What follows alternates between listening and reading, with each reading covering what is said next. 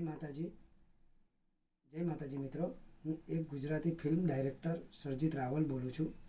જે આપ સૌને નમ્ર વિનંતી છે કે આપના પારસીપુરા ગામમાં હાલ સરપંચશ્રીની ચૂંટણી છે, તો આપ શ્રીને સૌને વોર્ડ નંબર 7માં આવતા આપના સાથી મિત્ર શ્રી કમલેશભાઈના પત્ની શ્રી બબીતાબેન શાહ, જેઓ વોર્ડ નંબર 7માંથી સભ્યમાં ઉભેલ છે, જેઓ સરપંચશ્રી ઉમેદવાર નટ્ટુભાઈ સોલંકીની પેનલ હેઠળ ઉભેલ છે।